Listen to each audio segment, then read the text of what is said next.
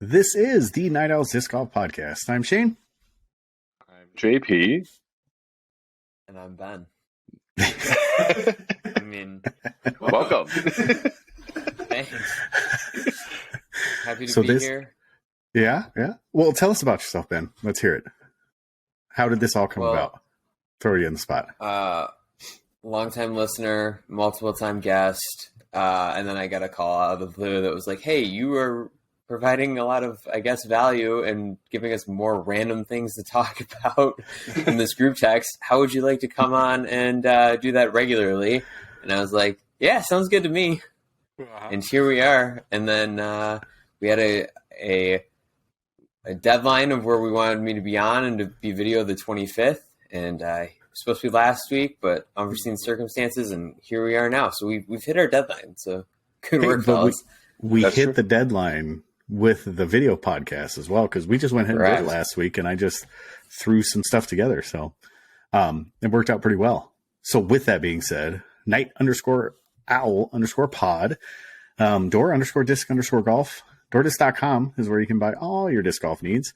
And then YouTube, of course, is where this thing's going to be posted. And for the audio listeners out there, it's broadcasted everywhere that we can possibly find it. If we are not broadcasted on your favorite podcasting app, just let us know. So as a reminder, Vegas table, that beautiful man on the screen that's joining us, Ben, will be sitting at the Vegas table underneath the big tent, doing some meet and greet and shaking hands, kissing babies. Well, actually, Ben, I don't recommend kissing babies, but unless they really want you to. I'll shake babies. Oh boy, I don't know if that's much better. I'll shake babies. To a bit of a hot start hands. Here. Yeah. So, but yeah, come see us. And Jordan and myself will all be out there as well. And we'll be spending some good amount of time at that table as well. So if you want to see us and chat with us and tell us how wrong we are, tell us how right we are, tell me how good looking I am, come on over. So, all right, here's the big question, boys. Speaking of Vegas, how do you feel about CBD in disc golf or hemp-derived products? Not all at once. Yeah, we got to work out the kinks as to who's up first. First time there's a trio. I take CBD oil. So I don't know if there's any benefit to it performance-wise, but definitely recovery-wise, there's benefit to it. That's the main reason I use it. Is I have balm that I put on that the CBD is supposed to help. I know Holly Finley pushes a lot of CBD with whatever company she's working with. Other than that, I see no problem as long as it's not being used on the course. So you can't take the thing and like rub it on the elbow for the tennis? No. I mean, if you're not, are we talking just CBD or are we talking just call it a spade, man. Just call it a spade. Just be blunt. No pun intended. Yeah, no smoking on the course. Okay. Yeah, I mean, it's because it's PDG regulated. So, what about pre or post round? Hey, if you want to do your thing during pre or post round, go for it. Okay. As long as it's not during the round. So under the influence is fine. Are they testing you? No. So go for it. All right then. Ben?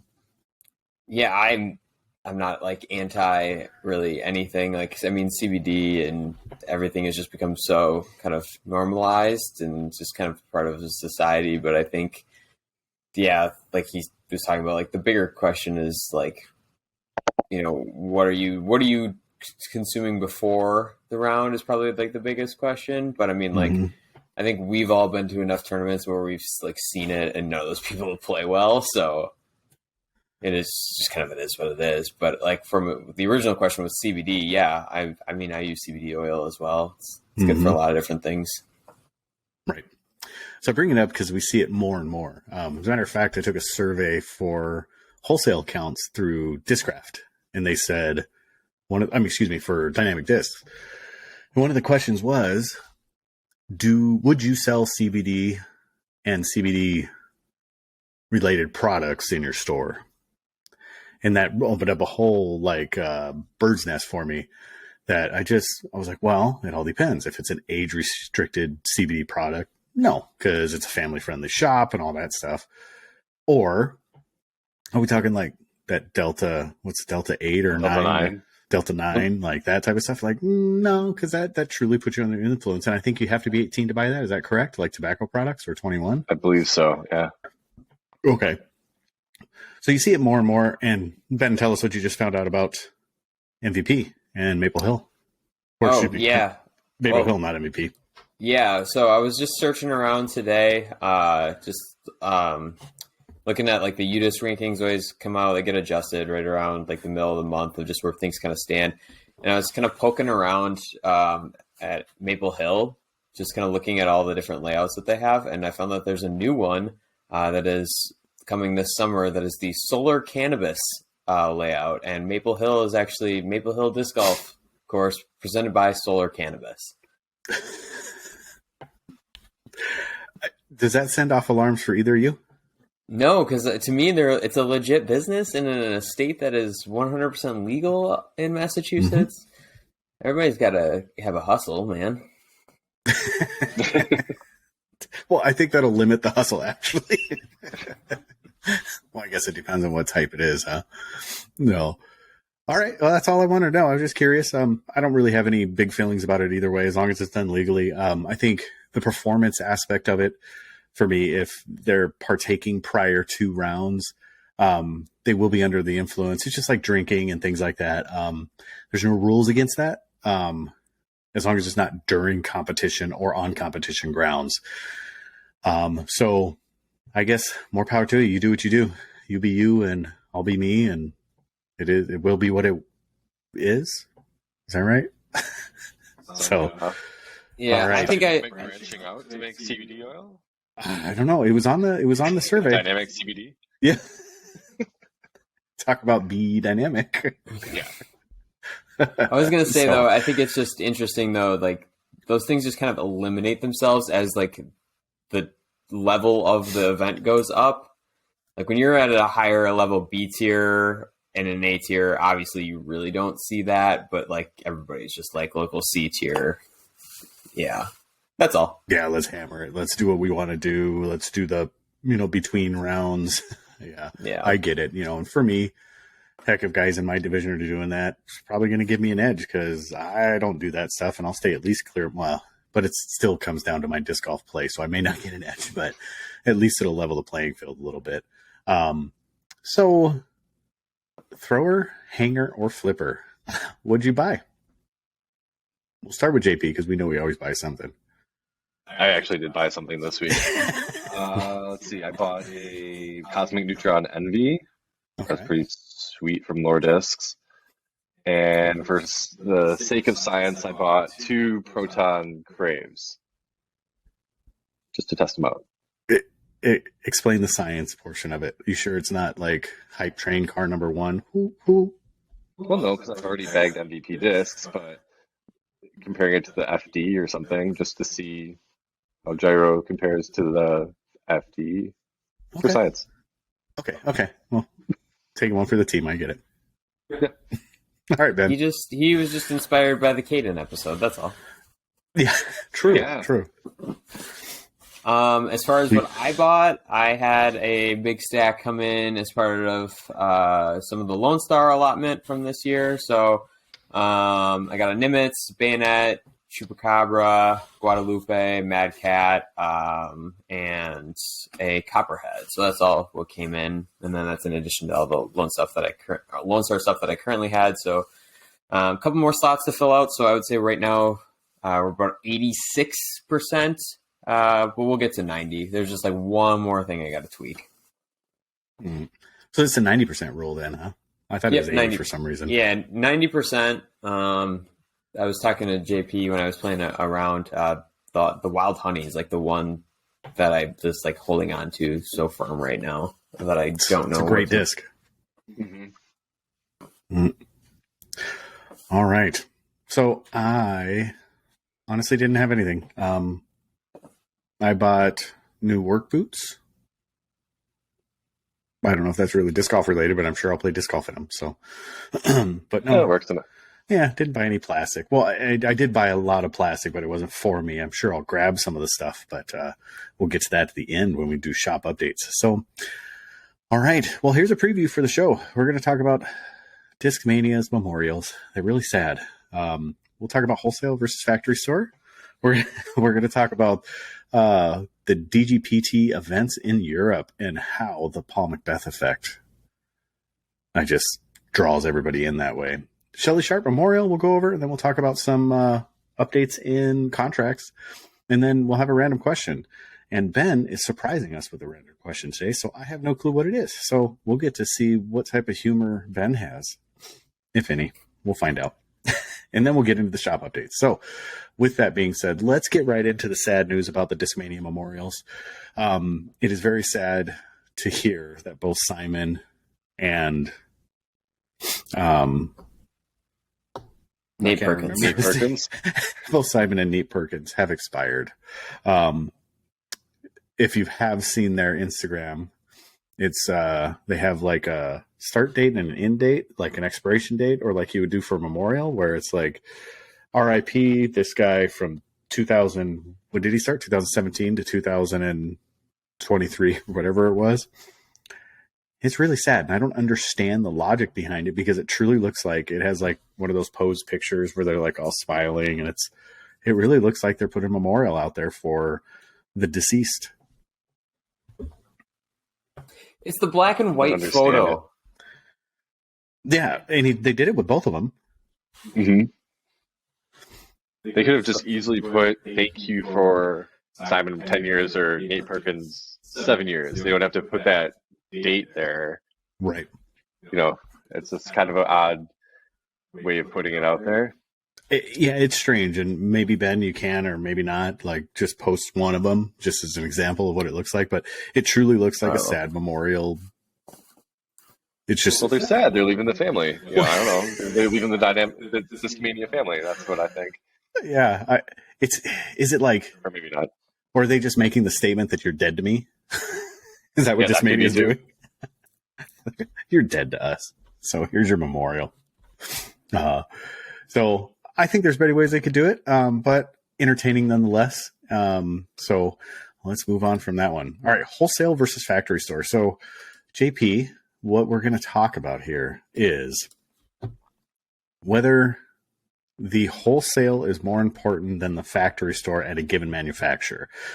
And this comes about from Lone Star, and I'll let you continue, Ben, if you would like, from Lone Star's factory store or store that they have is basically sold out of everything. So not basically, go ahead and go. They are. There's not, yeah. So not basically. There's nothing on the website. It was restocked on Monday, and it was gone like that. And this kind of all started with a conversation between Caden and Shane and myself, just kind of talking about like, where's the, like, is this I just said, I'm not a business person, but is this a business failure or a business decision that you could have accounted for, or just kind of trying to figure out what happened and why it happened? And one of the things that Shane brought up was, well, you kind of knew that this was going to happen when there's 800 people running around with maxed out Lone Star bags. But yeah, then we were just kind of debating, like, who do you take care of first? Whose back do you scratch? All the independent store owners who are doing wholesale, or should you continuing to pump and restock your own store? What do you think, JP? I'll give you my opinion after it. Yeah, it's interesting because as team members, I think you would figure out or be sentimental. Is that the word I'm looking for? To like what's happening with the situation at Lone Star. You know, like, okay, you're my sponsor or you're on the Ranger team, and it's like, well, we're going to get discs eventually, but you make more of a profit by supplying those small shops and getting your product out to the masses rather than just the team. So I feel like it would be beneficial for you to get the wholesalers out, but still keep a smaller stock for your website, perhaps, where you can generate income that way as well and not have to worry about maybe not being able to get stuff to wholesalers. Yeah, I think I would disagree. I think it's exactly the opposite. I think direct to consumer is going to be the cheapest, easiest way to make money. Wholesalers, they have to give a discount to us because we got to make money on it. But I get what you're saying, especially right now with the known quantity of individuals that have to fill their bag up to 90%. They're giving them a one-time 50% off coupon and then a ongoing 20%. Is that correct, Ben? Yes. And then there's like some other direct pieces coming throughout the year that will just be mailed some stuff. Great. Yeah. So you know that now that is a marketing hub. And I've said this multiple times, and this is a good time to throw in that next week, Josh Hofstra, we're actually going to have a sit down with him, and we'll have some of these questions answered directly from the horse's mouth. But with the marketing engine that is the Ranger team and what Lone Star did, everything's at 1 year. They know exactly what they're going to do when they're going to lose those profit margins. As far as the wholesale side, there were no issues with me ordering. Now, what we get, we don't know because they don't have a very robust back end for wholesalers yet. It's just an Excel spreadsheet that you fill out some numbers and send it back into them. So it's not a live account of what is available and what is not, but it still seems like they're pushing out the new releases, which is great. So I think with the additional 2 machines that they put in there, they're going to solve that problem really quickly. But it's still hard to see or hard to justify or validate not going direct to consumer until you hear it from a retailer side, because I'm like, man, so not only am I competing with the hundreds of other stores that are out there and the thousands of websites that are out there to sell discs, but now I'm competing from the people that I buy the discs from. Like, that's pretty hard. You know, that sucks. And I can understand if there's special stamps or something like that they're putting in there, but that's the way disc golf is. I mean, 100% way disc golf is. So I don't fault them for it. Go ahead. Oh, no, I was saying, you talked about before the way that you compete to get discs with Innova through the factory store, and how you're just basically another customer to them. It doesn't matter if you have like a wholesale account, really. It does if you have a wholesale account. So my gripe with them is that I had to be a wholesaler with them for at least 12 months. When that 12 months came up, they said, nope, now you got to wait another at least 6 months. So they've been kind of just pushing us down the road as far as purchasing goes. So I just simply don't purchase from Innova unless I absolutely need to fill my carts. But if you go to the factory store where they drop all their new releases, team, all those things, you compete for those drops as a wholesaler, just like everybody else does. Now you have special permissions and you get a little bit better discount. I'm not sure if I'm conveying this properly, but you get a better discount, but it's still not much. Like Sexton Firebirds, they're maybe $19 for wholesalers. And then, you turn around and sell for retailers, and you turn around and sell them for what? Well, I guess you could sell them for hundreds of dollars, but for the most part, you sell them for $29. So you get about $10 profit. It's about a 30% profit, and that's not huge for disc golf for plastic. Well, here's the question that I'll ask you, and no free ads, but as a store owner, who do you think has the best wholesale process from start to finish? So as far as like ease of ordering, you get what you want, you have some variability over who you pick or what you can pick. Like there's not, you get what I'm saying. Yeah. You're going to love my answer. Prodigy. I would say Prodigy or Discmania are the two that have probably by far the best user interface as far as wholesalers go. The DD's right behind them, the Lat 60. We'll talk about the trilogies, the DD. So Westside, Dynamic Discs and Latitude 64. So the disc golf distribution website is a fantastic website. It looks very similar to Dynamic Discs website, but it's just meant for wholesalers. So that's nice. But it is still very vague as far as like colors and things like that. And if I remember rightly, Prodigy, you can get as granular as colors on certain things. So it's a really nice site.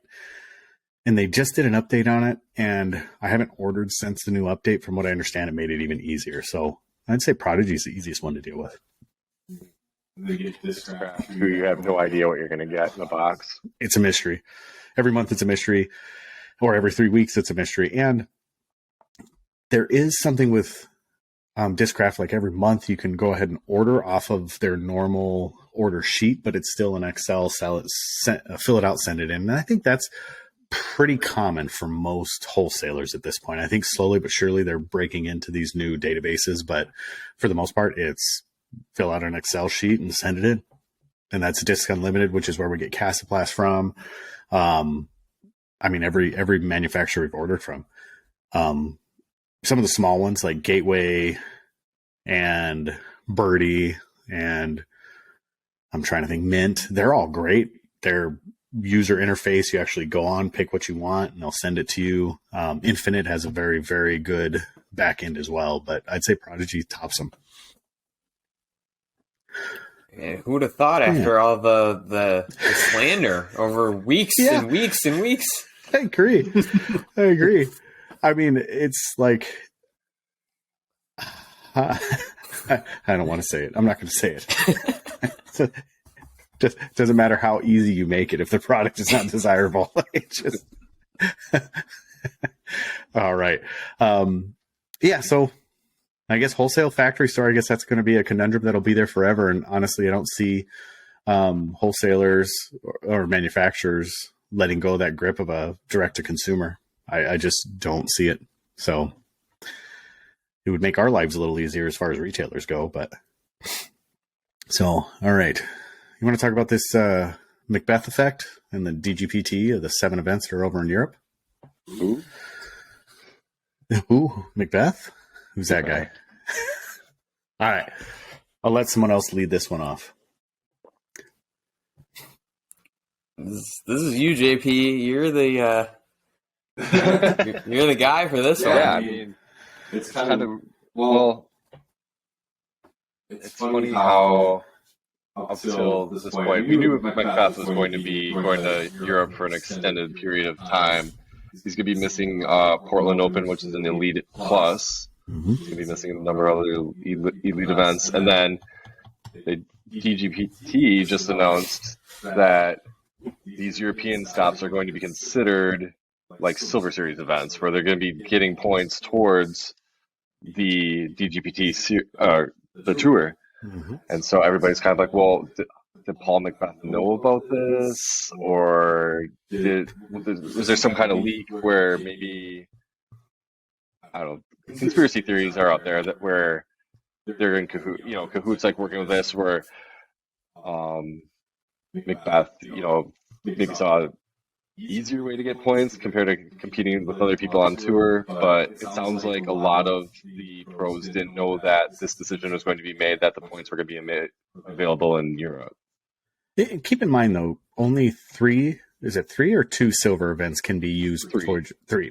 So even if he does go and dominate all 7 events, he's only going to get 3 of them. And at 75 points per win, yeah, it could make a difference. But to miss a couple Elite Series while he's going to be over there, I don't know. I mean, I have my own theories, but I'll let Ben go next. I mean, it's just the rumor mill and the conspiracy theories are just flying. I don't know. I personally don't think that they really have much to stand on when it comes to them. I think that a lot of these things have just been debunked, and I think Shane and I are on pretty much the same page. So I'll kind of let you go with what your thoughts were, but sure. Yeah. So I don't remember how long ago it was, but I remember listening to a podcast with the European Disc Golf Pro Tour director, Nick and Matt, that's doing the European tour. Was it Nick and Matt? Okay. Yeah. They were speaking with him, and they had mentioned a documentary that happened last year, and it renewed for this year and has like rights on Netflix. Is that correct?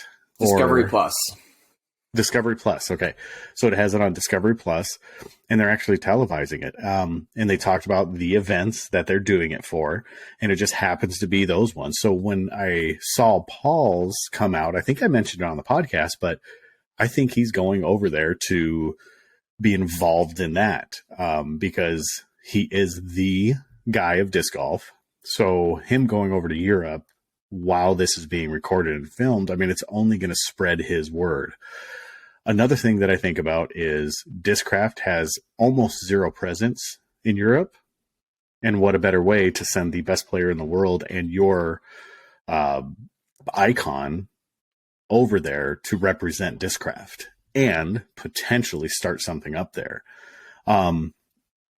So, I don't see there being a big benefit to him going over there for those silver events. Yeah, he might come away with 250, 300 and however many points, 325 or whatever it is.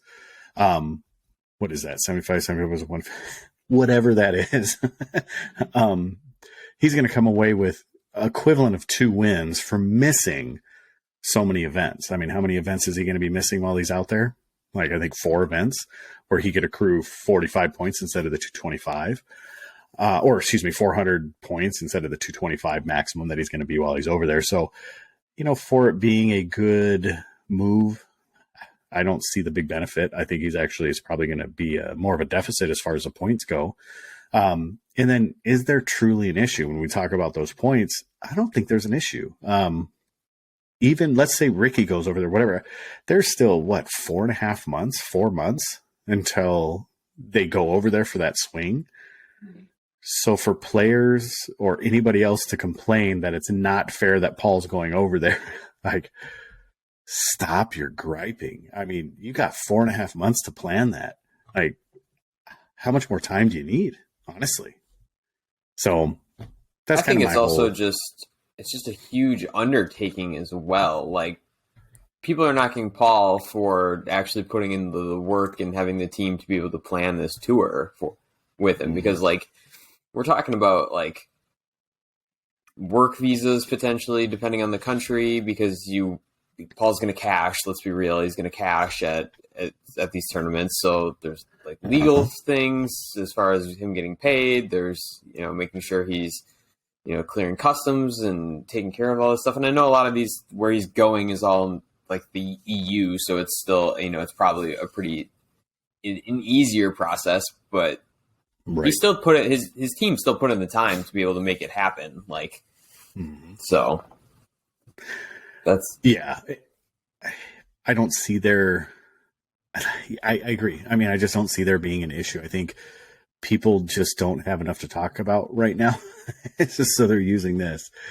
I don't know. And the amount of money he's spending to go over there, there's so many factors. Now let's get to the Disc Golf Pro Tour side of it. Jeff Spring was on whatever podcast he was on. Man, you were all over it.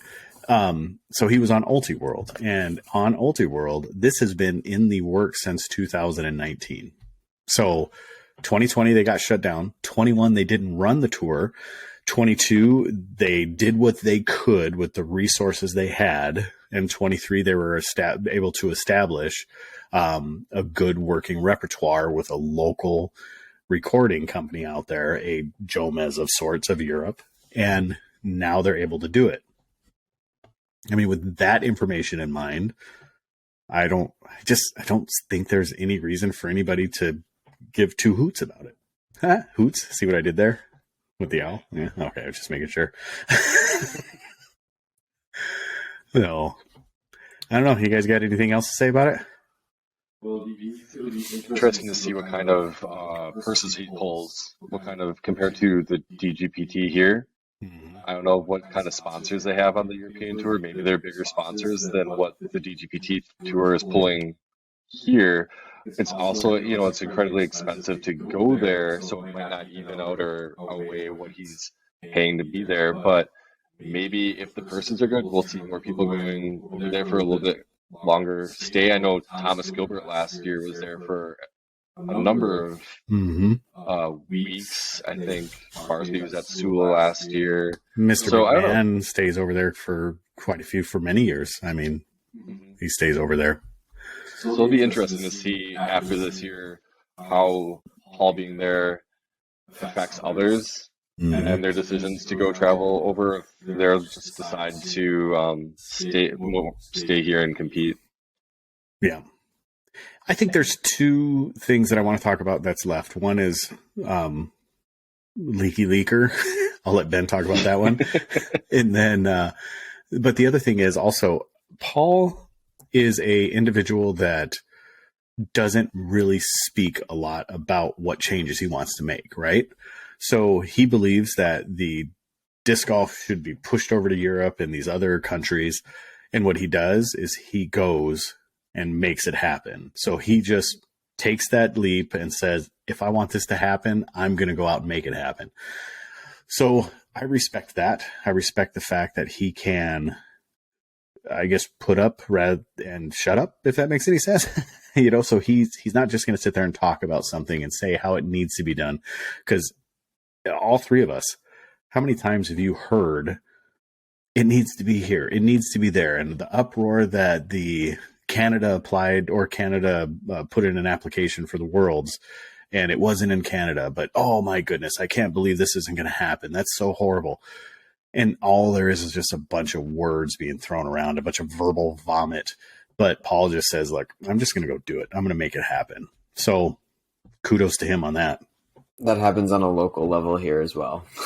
That, I think we all have seen that and heard that at our local clubs and leagues, and it just takes one person just to do it. So, agreed. Mm-hmm. I think, yeah, that's exactly it. So, all right, talk to us about Leaky Leaker. So, this is kind of twofold. Drew Gibson's Twitter is worth a follow just because it's just constant streams of consciousness. I think he just doesn't with regards to other people and sharing their deets as far as just the Simon deal and all these other things. He obviously does, ask for some permission, but a lot of his tweets are just things he's thinking about and doesn't really think much of it. So he basically put out, which makes it awesome, by the way. Yeah, it's just there's no filter. You gotta just respect it. It's fantastic. It's word vomit. Yeah. Yeah. So I don't remember if it was today or yesterday, but I definitely saw it today that if one of his tweets hit 2,000 likes and 500 retweets, he was going to show up to Las Vegas with his mullet braided tight in cornrows, like Bryce Harper did for 1 year or for a stretch.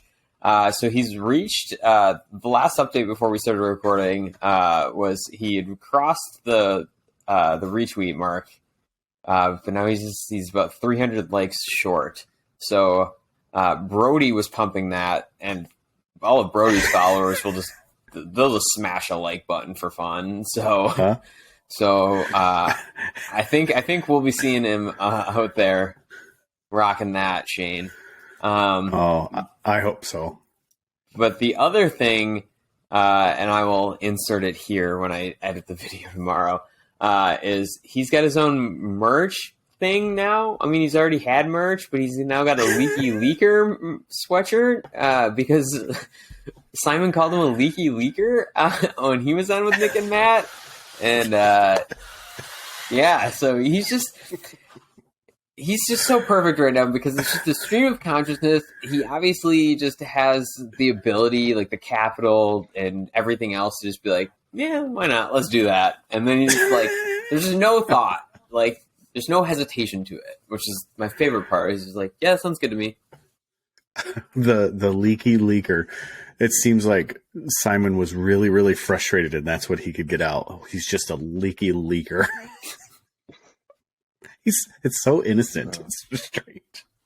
Well, even his tweet the other day, he's like, "Oh, 2023 is going to be great." He's listing off a bunch of things, and like one of the things in the tweet was Gannonburg to Discmania. I was like, "What? What are you getting at? Like, what a weird thing to say." Yeah. Well, but Gannonburg himself. Year. Yeah, and Gannonburg has said himself that he is really trying to make sure that he stands above the rest, so he can get those better contract deals to come his way. He said it like outwardly himself. So he's not looking to stay with Prodigy. Which I guess I don't. Well, you're not doing him any favors by letting him know that his discs are good. Let's start there. Yeah. Because I was thinking, what he has the D1 and what else? That's it, right? Just K3, right? Yeah. Okay. Yeah. I mean, and those are good discs. Those are some of the good discs at Prodigy, but it wasn't a good ad when he sailed that long. Obviously, last year. Sorry, Gannon, but it's the truth. Well, but it's still. I wish I could have. No, because that was a pretty much an upshot. He just kind of goosed it, didn't he? I was trying to remember it. It skipped off the back of the wood chips, and it just went trickling down. Didn't stick. I've been there. Last year, I was almost at the same spot as he was, but I was tucked under a pine tree. That sucked. So, all right. Well, anything else about Leaky Leakerson? I don't know. What do you mean about Leaky Leaker diapers? What is that? Another one of Drew's brands? Well, somebody came up with it. There's a baby that had the Leaky Leaker on the back with a stamp, and hopefully nothing gets out. Hopefully nothing gets out, but guaranteed to, for sure. Yeah. All I'll say is that he's got to complete the look, because if he comes in just in normal attire with the hair, it's kind of lost and for nothing. He needs to have like a chain, and he needs to just complete the entire fit. Well, I don't know if you paid attention, but I mean, I'm a guy. I have a full sleeve. His tattoo game is on the next level now. I mean, it used to be just kind of sparse here and there, but I mean, I don't know if he has much more skin aside from his face and maybe palm of his hands to cover. Which I think a lot of them are pretty cool. Yeah, he's got the 2 full leg sleeves. Yep. And I think both of his arms are covered too. Yep. Scott Stokely, though, best tattoos in the game. What's his? Oh, that's right, disc golf. That's on his book, doesn't it? Isn't it? Yeah. Cover of his book. All right. Shelly Sharp Memorial just happened. And we'll just go over the winners. Marweed, took it down over Noah Mietsma, and Jake Brown. And then somewhere down the list, I think, fifth was it Barella or was it? I just pulled it up. It's Adam Hammes, Aaron Gossage were in 5th, and then AB was tied for 7th. Yeah. Gibson 4th, is that right? Yep. Yeah. And if you watch the coverage, it's a amazing first round feature card. Yeah. It was a good first card. The golf shots in that, on the other hand, were not what you would expect out of those 4. I was watching AB and Hammes, just like, I don't know. I would expect that I would play that way there, but not them. Well, I mean, half the distance, but the same shot shapes. Right. Just amazing. But last year they won it. Marweed wins it this year. Maybe they're just starting off on a new foot. I mean, I think one of those two have won it over the last, 4 years or 5 years, something like that. Hammes won for sure back-to-back years. I forgot when that was. That was, I know, I don't remember. So, but I know he's won a few, and I know Barella's won it. I think he's one of the most winningest individuals at that course, if I remember rightly. So, I mean, that's awesome. So maybe they're just starting it out a little different, and especially with AB having the new discs, I was really excited to kind of see what he was going to do with these new discs with Discraft, and he didn't really give us a good view of that yet. So we'll see. But I'm sure I think they're both at Vegas, so we'll see them there. And then I think they might be going to Maricopa in 2 weeks as well. Oh, okay. Yeah. Well, that'll be good then. All right. And then on the FPO side, Jennifer Allen by 23 strokes. That's a front 9 for somebody. That's just incredible. Over Maria Oliva and Sarah Isaac, I just blows my mind. 23 strokes. So I'm assuming she has her putt fixed. Maybe. I haven't seen it yet. She hasn't been laying up from 15 feet away. So I haven't. Did they have FPO coverage? Either of you guys know? I haven't seen any. Okay, because I didn't see it come across my feed either. And I'm getting excited because disc golf is actually coming back onto my feed, which is pretty awesome. So, all right. It was nice, though, because Terry had the lead card and then he had the featured card, or chase card. Mm-hmm. He had so both? He had two cards going, yeah. Oh, great. Why does he not get any more recognition for what he's done for the sport? That's a good question. Ben, where'd you go? I feel like we should have him on and just ask him that direct question. Why do you not get more hype for what you've done for the sport? So can we have him on in his U-Haul storage containers? Can we just interview him while going through his box of fun? Well, especially during this time of year, then he can bend them and break one.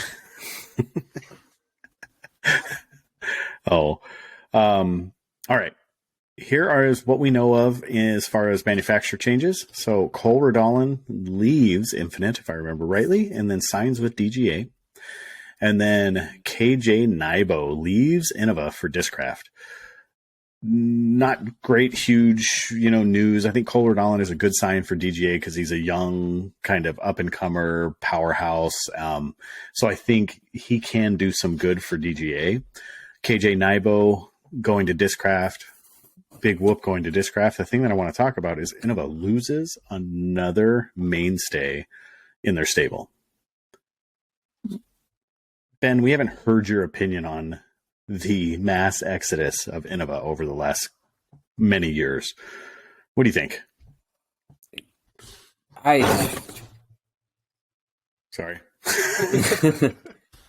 I mean, they're clearing house, and I think it's just a more or less of the reason why that there's always a mass exodus is that I think Innova just sends out contracts that are just to take it or leave it. There's no negotiating.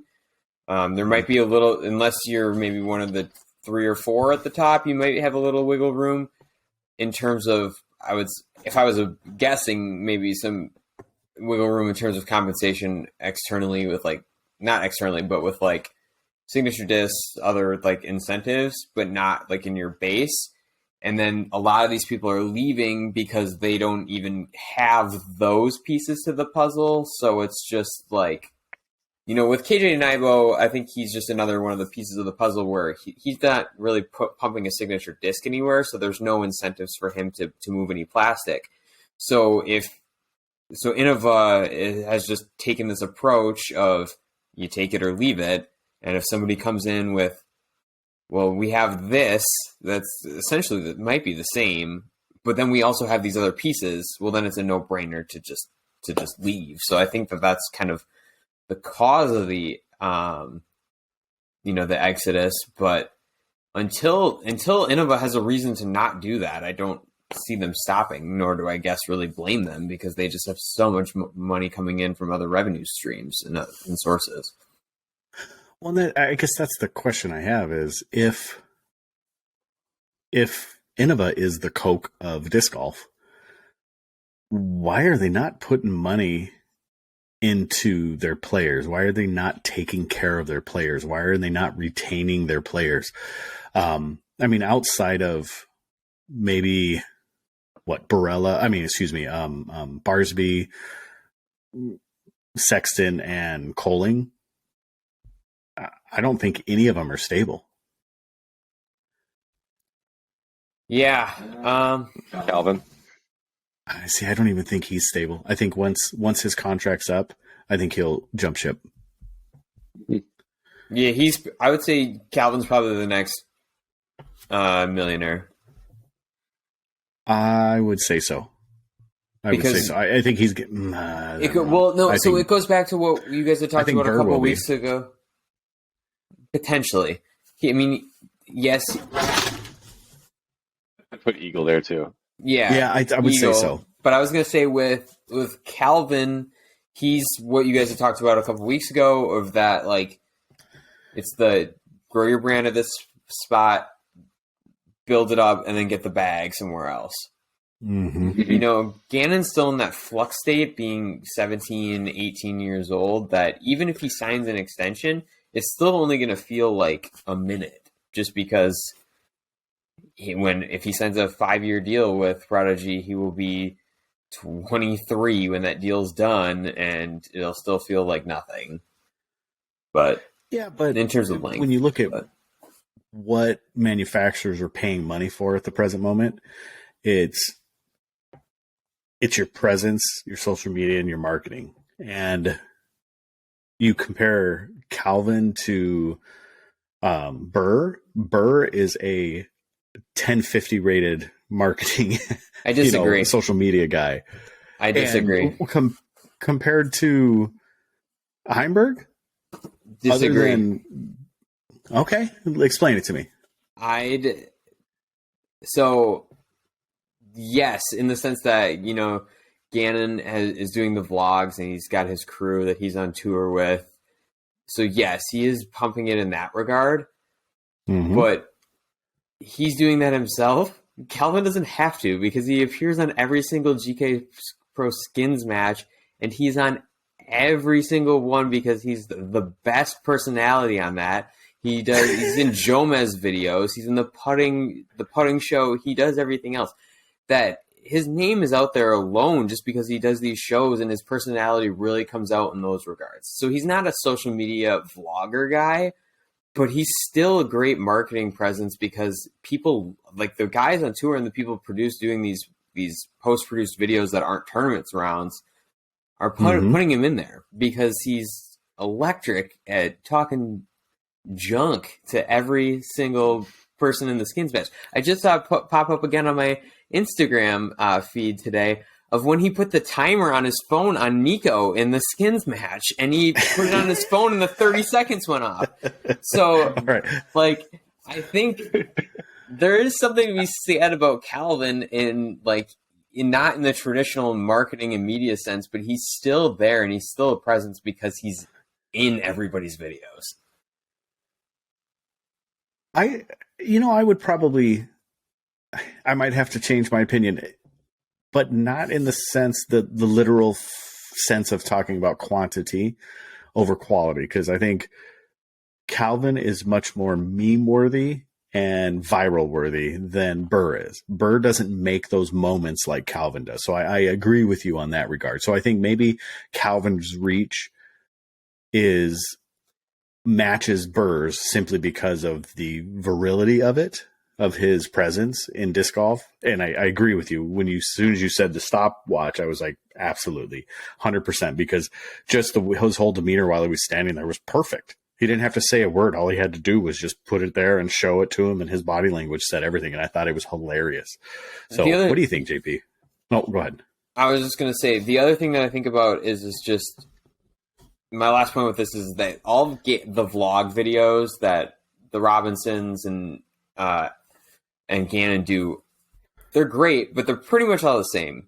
It's just them eating, hanging out, doing a practice round, tour, repeat. Mm-hmm. Calvin's videos that he appears in are not vlogs, obviously, so they're going to be different, but there's always some variety to them. They're always a little bit different. They're longer form videos, so he's going to be in longer, more exposure. That's why there is no dedicated place to enjoy that. It's like an Easter egg hunt, or like shopping at TJ Maxx. Like, you got to search for it and you'll find it. He's out there. But I mean, with YouTube, I don't want to take the TJ Maxx experience with trying to find what you want and like they're hidden behind 7 other things. Like, I would much rather just go to a source and I think that's the one advantage that maybe Gannon Burr has, is he has a marketing, target or a marketing hub that someone can point to for selling, for transactions. So I think that's the only big advantage. And I think if Calvin Heimberg can pull that together, man, I think he could be the guy. I mean, right up there with Simon. Sorry, my ear itches. If you want to talk to me, you can. Yeah. Right now, I don't know how many people want to go out and buy Gannon Burr discs. You know, he's a great talent, but marketing wise, it's like, man, I'm not hyped to go buy a Gannon Burr PA3 or whatever is. I mean, I'm not a big Prodigy thrower. Prodigy too. But, I mean, yeah. Sorry to bring it up, but I'm not clamoring for a USDGC Gannon Burr disc at all. It helps that Calvin's got his name tied to the Destroyer, and the Halo Destroyers are awesome. So that's easy. The Toro as well. Yeah, the Toro's a good disc. But Calvin sells himself based upon his personality. And yes, he's stepping up his social media game, but he doesn't have to because his personality is so great where you see him and out on tour he competes. So that's why Innova doesn't really market their athletes, because they are kind of brought it upon themselves to market themselves, and the discs sell, so they keep them on. They market themselves as the Disc of Champions, and if that's what you're selling yourself on as the Disc of Champions, then so be it. Then the social media presence, I guess, is separate. If they're banking on that, okay, our guys are going to be in the top 10 every single week, except for the 2010s All-Stars and Coling, Barsby, and Sexton. Who cares, I guess, is the approach they're taking with. Who cares if this guy's practice round video got 1 million views? We're Innova. That's like their attitude. We're Innova. That's it. You know, like, go do what you guys do. We're here and you're not stopping us. And what's going to happen is in the next 10 years, they're going to be sitting at a table going, what the hell just happened? Because they're not making those moves to keep themselves on top of the pile.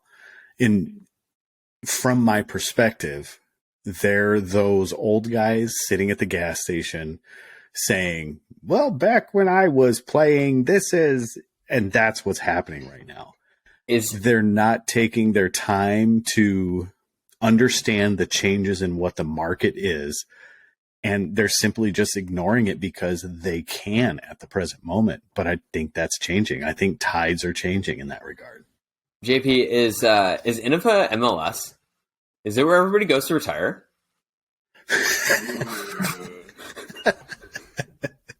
But everybody's leaving before they retire at Innova lately, except for Barsby Coling.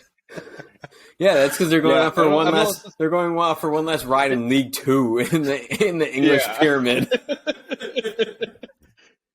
least they're not playing in the National League. It's one of those things. Like Shane said, the old guys at the gas station, they would do a lot better if they would just have their players market the disc. Like when the Toro came out, he's like, well, here's the Toro. I think you see as soon as a disc comes out, and maybe Cat merchants this when she was having her Excalibur and everything. It's like, oh, I like this disc for this reason, and then it's full stop. You don't see them again until another disc releases. Or they have Dave Dunapace talking about discs, like, here's the Charger. You know, like, get a pro behind it. Yeah, Dave's great because he's the founder. I'm kind of over show Dave. the pros actually using the disc. Yeah. Dave, like, if you're one of somebody who relates to Dave, honestly, who relates to Dave? No one. If you want somebody from the company and you're not going to have a pro, I would rather have Jeff Panis. Like, I've seen a few of Jeff's Instagram lives when he's been doing stuff. He at least is a little bit closer connected to the pro scene and what's actually going on right now than Dave, because Dave plays the same course in every single video, and it's just a bunch of open shots. Right. Oh, this disc is great in the woods. There's 2 trees over in the corner, Dave. This is not the woods. Yeah. Well, and it's. I mean, respect what he's done.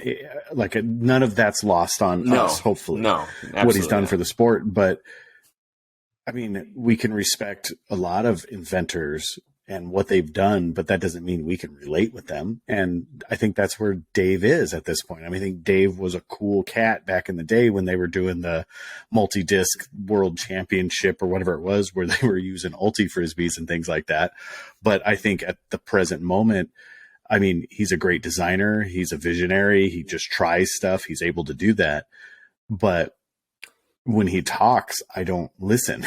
You know, he doesn't have a hold on me. Like, in as much as we make fun of UC's fantastic choices in life, he's a guy, when he talks, I listen. Well, I used to. He doesn't really float my boat anymore. Well, he's not speaking anyway, so. No, yeah. Exactly. Yeah. I have so many inappropriate things to say. for Dave, though, it's just like there's no shame in passing the torch, right? That's what I'm not a business owner, but I think that's what every business owner would eventually want, is to pass the torch on to somebody to carry it on. And Dave is like firmly grasping onto this torch and refuses to it's like Jerry Jones. Yeah. With the Cowboys. Yeah. Bill Belichick. I look at it when I heard about how Dave's office is connected to the manufacturing floor, and he says whenever he gets a wild hair, he just walks out and messes with the things. It looks like there's a lack of foresight business wise, and there's no exit planning there, because at one point or another, Dave is not going to be able to do what Dave does. And who's going to take that reign? And that's why I'm really concerned. Not concerned. I could care less, truly. But that's why I have that opinion about Innova, is because it's being ran by somebody that is not in touch, or maybe I'm wrong, but it feels like it's being ran by individuals that are not in touch with what the current disc golf climate is, and could care less if the community continues to grow, other than through a bottom line numbers and decimals, numbers and percentages view. It seems like a lot of the pros that leave, that go other places, that get to design their own discs, are just so jazzed up, and like that's like the number one thing that they talk about after they leave Innova, is like that's the thing that they're most excited for. So it seems like you might be able to have some input on what you think, but Dave's not gonna really have. Dave's gonna always have the final say whether you like it or not as a pro. Right. Right. Because every top level individual that you talk about has their own line at this point, and every manufacturer that's out there, with almost no exclusion, aside from Innova, has a satellite or satellite lines for pros. I mean, LSD's doing it for, like Lone Star's doing it for Nico, which questionable whether you choose that player or not to do this whole, but Lone Star's doing it for Nico. Discrafts is doing it for Paige and Paul, and I'm assuming they'll probably start doing it for someone else. MVP's doing it for Simon and James. Jeez, my mind is just not here with names today. So anyways, I can go on and on. Discraft, I mean, DD's doing it with Ricky now. So I don't know. Hopefully they catch up with the times and they don't end up falling behind. But for some reason, I just see that margin disappearing little by little. Yeah, who knows? Only time will tell. Yeah. See, I hate on other manufacturers too. It's not just Prodigy. So no, somebody's gonna have to start stitching things and just have a checklist meter of like Shane's 2023 Prodigy hate, Innova factory store hate, just a tracker. Ding, ding, ding. Oh, I know. And it's funny. I speak with other podcasters and retailers, and they're always like, well, you don't have to say. I was just recently on a podcast and I was told, like, hey, you don't have to say their manufacturer names. I mean, if you don't want to, I just don't want you to lose a relationship with any of the manufacturers. And I was like, Who cares if I say stuff like how am I going to lose manufacturer support? Well, it's like, just they like want my dollars. They don't care what I say. it's just like me with Lone Star and the team and the Emerson thing. I don't. Yeah. It is what it is. We'll get to the bottom of that with Josh next week. Yeah. Oh, I love the meme you sent us with the Homer backing into the bushes or with a dude reclining into the car. Shane and I'll just back out of that conversation. Let you guys hash it out for about half an hour and see what comes out of it. We'll get to some questions. Shane sent me a text and he goes, "Oh yeah, just full go. I'm just gonna let Josh open up with just unloading on you." Don't worry, I've already had the text with Josh being like, "I have a surprise for you. Just come ready." So, all right, Bobby, I'm coming for you instead. All right. Because I think this is a big deal for Discraft to have a European name, and he's going to stick over there. He doesn't come over here to tour like a lot of the big name stars. So having him and being a big presence in Europe is kind of a big deal for Discraft. And him and McBeth are decent friends from what I remember. Right. Oh, Are they like packing the up an dots. They're RV old school style and driving around Sweden? I mean, KJ is a 13-time Danish champion, and he had the swirly, T-Bird as his signature disc for a while. But yeah, he doesn't come over here. I mean, he's kind of long out of that. He appeared on the European team with the President's Cup, I think. He's still kind of active that way, but yeah, he's sticking over there. So he's a more notable face in Europe than he is here, and he's a little bit of an older player for some of the younger generation coming up. But I think that's a good foothold for Discraft to be able to get a name like that. Yes. Then side question. Sorry, when are we going to get the President's Cup here? And I know probably not like at Worlds because that's just already a jam-packed schedule of 5 rounds. Why can't we get maybe before Champions Cup have President's Cup in the United States? Yeah, I know it's a logistical thing because it's easier for more Americans to travel to Europe than it is for the Europeans to travel to the U.S., but the Europeans have never won it, so why not have it here? Why is it easier for the U.S. to travel to Europe than it is for Europe to travel to the U.S.?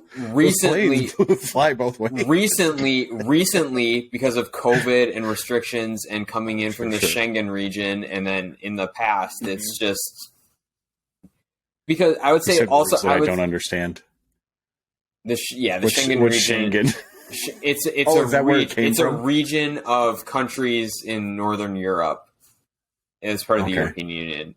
Kristen Tatar is in there and from Estonia. So her and Silver had to spend X amount of time last year and in 2021 outside of the Schengen region before they can enter the U.S. But back to the root, what I was saying before, it was easier for Americans to get to Europe because they have had more manufacturer backing and money to travel to, in my personal opinion, to go to the European Open. Like their manufacturers were pumping more money for them to go, where these same manufacturers probably weren't going to kick back any financial funds for these European pros 5, 6, 7, 8 years ago to come to the U.S.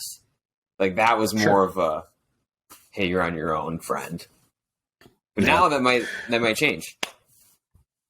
Maybe they're just waiting. So maybe it's like a give and take. Like you give us Worlds and we'll give you President's Cup. So maybe. Yeah, I don't know. All right.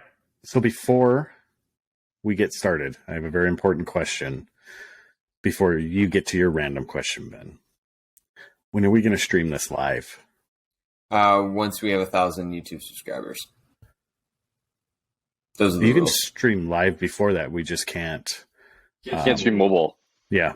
Oh, is that what it is? 1,000. Yep. All right. Well, we'll figure that out. So start liking us, folks. Come on. Can always do Twitch. I guess we'd have to have a set time. Yeah. Oh, Twitch too, yeah. Oh, yeah. Is Twitch this podcast too? And hey, it doesn't Spotify do that now? Stream them live? Or can you just upload videos? You can upload video. I don't know if you can stream live. Okay. All right. I was just curious. So, all right. Just for the listeners to keep up on, because then we can get to that 1,000. Because I thought the 1,000 was just for the monies. So if they wanted to tip us and all that stuff, that's when 1,000 comes in. Monetizing and stuff. Yeah, that could be. Okay. All right. Ben, you have the microphone. Do you want Not the mine, red? just yours. Do you guys want the red pill or the blue pill? There are two. I have two questions. No, it's up to you. Make it purple. You can no. That's not no. So JP, you and I have to choose either red or blue. I can't choose one color. You can't choose the other. So the name of the game is You can straight either up rock Matrix paper style. scissors. You can Rochambeau. Hey, easy with that hand motion, homie.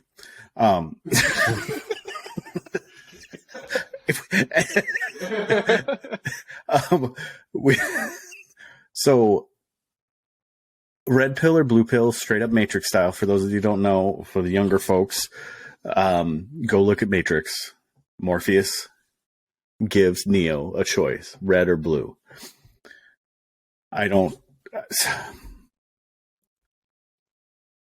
Blue How pill far was down the rabbit hole do you want to go? I know. Well, blue pill was to go back to his life. Red pill was to go down the rabbit hole, right?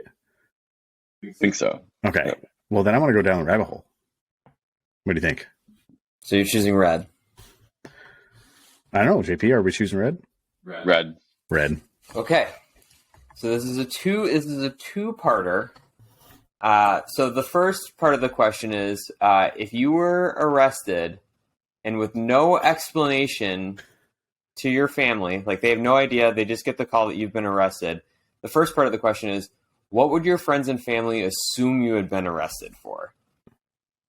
So they have no explanation at all. They just get a call or they just get a notification that you've been arrested. What do they assume you've been arrested for?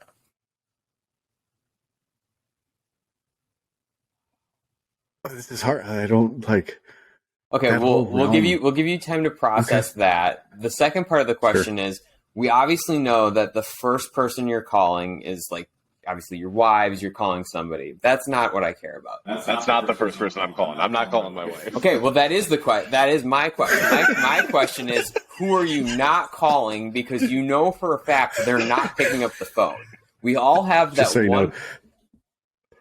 Go ahead. We all have that one friend or that one family member that is not picking up the phone, no matter what you do, or like you know for a fact that they're not answering, so you're not wasting your one phone call on them.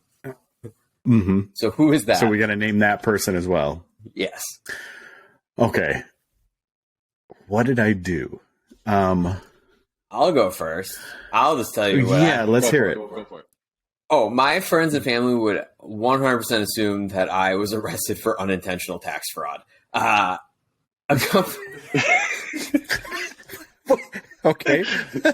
What's the story behind that? So when I was in college and I just had like my one like on campus job and then like my summer job, it was very easy. But, well, I should say that now, but it was easier to just do my own taxes before I had a house and car and all this other moving parts. Right. I messed up my taxes a couple times and got letters from the IRS. There was like, you need to fix this. And then like, or there was the one time when I accidentally selected the wrong box and I didn't get a tax return and they just rolled over to the next year. So and then doing like these disc golf things where like there's money coming in through PayPal and like working with Shane on that. And I don't want to be audited by the IRS. So that's why I have Shane's help. And it's just like, so 100% my friends and family would definitely think that unintentional I'm just tax your fraud. mule. Yes. Yeah. Yeah, So- you've got that So LLC. Ben just uses me as the mule. That's sweet LLC. And Lucas Stabenow is the one person that I know that there's no way he would ever answer the phone, so there's no way I'm calling him. I called him about some stuff last week just to alert him of some things going on in my personal life. I called him twice, and he did not answer. Oh. I see. I think I would be that guy in most people's lives that like, hey, are you going to pick up? Probably not. I'll see you when I see you. See, I don't know. I would say mine would be for, I don't know. Like, what would people think that I would do because being too sexy is not a true crime. So Depends on where you go, I guess.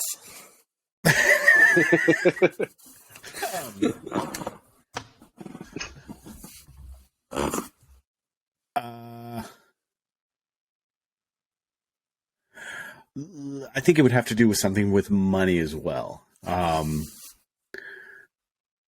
Yes, so I think it would have to do something with like embezzlement or something like that, because the way that we work and the way we make our living, my wife and I, is we invest in quite a few properties, things like that, and we use a lot of other people's money as far as the bank goes. When interest rates were low, we did a lot of that, where we just borrowed money for stuff instead of paying cash for things. So I bet you people are going to would assume that I would be arrested for some sort of cash issue, like money laundering or something like that.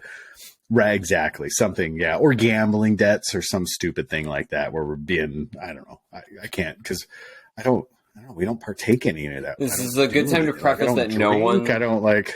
This is a good time to preface that none of us are being arrested, have been arrested recently.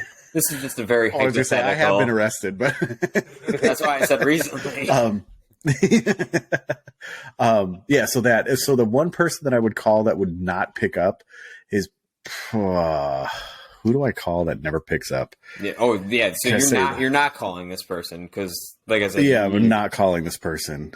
I mean, would my electrician be? No, it's got to be. I would say probably my best friend, Ralph. He's been my friend since I was like 16 years old, 15 years old. But him and I go through one of the best games of tag every time we try to call each other, because I don't like answering the phone and he doesn't like answering the phone. So it's definitely going to be him. Or my brother. My brother never picks up his phone either. So, all right, JP, let's hear what you would get in trouble for. Man, mine's hard. Peddling discs because you have so many of them. Hey, he works for the mail fraud? Yeah, that would be an easy one. Mail fraud would be it. That wouldn't be just getting arrested. That's getting interrogated by probably like FBI, CIS, whatever. That's a big deal. So I don't even know if I would get a phone call. JP would just be missing. Yeah. If it was something lower, it'd probably be like unpaid parking tickets or something low level like that. Public intoxication. Wasn't there a guy? Drinker, huh? Wasn't there a guy up by you guys that was arrested for like being chased by the police for rollerblading intoxicated down one of the Spidey. It would be viral on TikTok. Yeah, I saw that. I remember that. That would be a cool way to get arrested. Just blatant. Dude, blatant down the hill, Sister Bay Hill, at night. He's part of our disc golf crew too. Nice. Yeah. But who aren't you calling? What do you think, JP? Yeah, who aren't you calling? Oh, I said it. My wife. I will sit and watch her and her phone. She'll have her phone right next to her, and the phone will go ding, ding, ding, because her family just keeps texting, and she will just shove her phone away. And I've called her, a couple times within 10 minutes, and she doesn't pick up. She's notorious for not answering her phone. So that's my answer. There's times where she's good about it, and then there's way too many more times that she's not good at it. You got to have a code. Like if I call and then immediately call again, then you need to pick up the phone. Well, you only get one. Yeah, but you only get one. Like, oh, yeah, that's true. So what do you guys think I would be arrested for? I was gonna say something like health code violations at the restaurant or something. Yeah. If I wasn't so anal about it, maybe. Yeah. Right. Okay. What do you think, Ben? I was also thinking money, but I was thinking along the lines of maybe not so much arrested, but like repossessed, like assets or something, not unpaid. things. Yeah. I could see that. Not like Like embezzling. I'm just standing out in my yard and people are like taking stuff out of my house. Yeah. All right. See, Ben, I would think that you would do something with like some violent act, like because, and you're not a violent person. But you'd be like, listen, I've called you 4 times and you haven't picked up or answered my question when you see him in person. I did ask this question to somebody else, and they said that arson, that because I would have burned down one of my accounts who's wronged me. For those who don't know, I work for a soft drink distributor that shall remain nameless. So these listeners and fans don't come back and say, "Hey, this guy's talking about burning down businesses." Yeah, exactly. And that's not what Ben said he would do. It was what someone else said they would do. Yes. No. Right. Yeah, and JP, I think the mail fraud thing is all I could think of for you. As soon as they said it, because I can't think of anything for myself, but I don't know. Speeding probably is the realistic one. Like I get pulled over so much for speeding. You're not going to get arrested for speeding now. No. I don't know. You speed as much as I do. I mean, how many times are they going to let you go? I mean, the worst thing is you'll lose your license and, fines. That'll be it. Oh, no, you'll get arrested, Shane, for propositioning an officer. Hey, don't give me a speeding ticket. You can eat at Julie's for free. You can eat at Julie's for free for life, man. You can eat it. Scared me a little bit because you're like proposition. I'm like, what are you? Not in that regard. About you? Not in that regard. You can eat at Julie's for free for life. I'll flip you some discs. You want a judge? I'll give you a judge. Just don't give me a speeding ticket.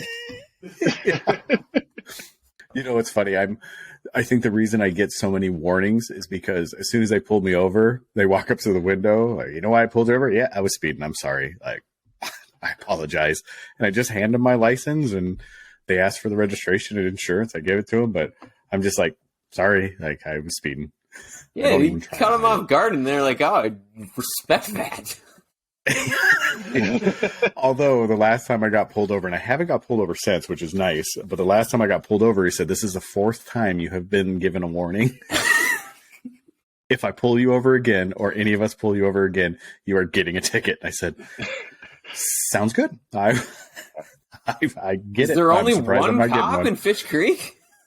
Pretty much, yeah. Yeah, there used to be back in the day, if you saw the cop, that was... you knew where he was if you saw it. But now they have quite a few more sheriffs that are out there, and they state patrol that actually comes through now. But so there's actually quite a big police presence up here now. But back in the day, there wasn't. And rollerblading's a crime, I guess, up there. Well, when you're going as fast as Spidey was, yeah. And there's some auxiliary things that are attached to that. So all I know is skating's not a crime. Yeah, right? Skating isn't.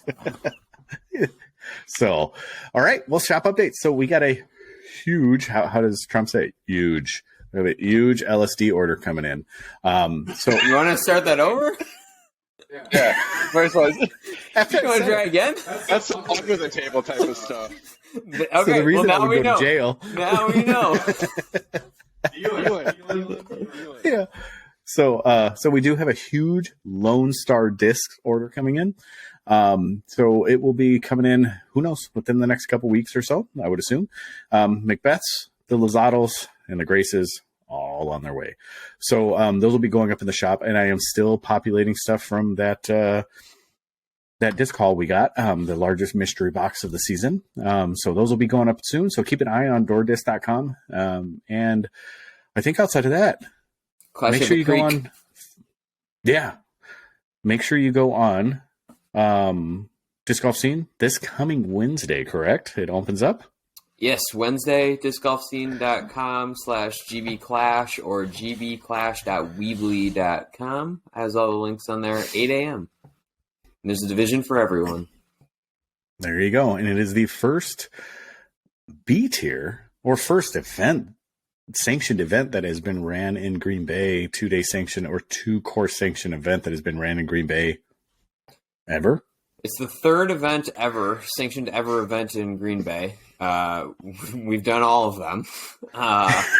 Yeah. But this is the first non-flex. There you go. So good job, Ben, in doing that. And Clash Discs is the official sponsor of that. So they are working very well with us to get everything going. So if you want to head out, there's plenty of motels out in that direction. And I will be sitting at one of the tables. Ben will be sitting at the other table at each of the courses. And we'll have a little mobile shop there. So go check it out. But outside of that, make sure go on to YouTube. Give us a like, give us a follow, hit that dingy thing, whatever all the cliche statements that you're supposed to say with YouTube. Just do all that stuff and get us to 1,000 followers, because as soon as we get to 1,000 followers, we'll start streaming live and you'll be able to see it on your phone. But outside of that, door_disc_golf, night_owl_pod, and then doordisc.com. Anything else to add, fellas? Keep it subpar. No, not yet. Where's the OnlyFans? Where's the OnlyFans? That's what I'm asking you. You are really letting us down at this point. No one wants to see me. It's your feet they want to see, not you. You don't want to see my feet lately. Let me. All right. Well, I still think you should get out OnlyFans. And we're waiting for it. Leave a like, leave a share. How about a comment? Actually, this is what I want to do. What would you go to jail for? Leave it down in the YouTube video comments, and we'll interact with it. But outside of that, keep it subpar. Here's that weekend. Peace. Keep on dreaming. Keep on dreaming.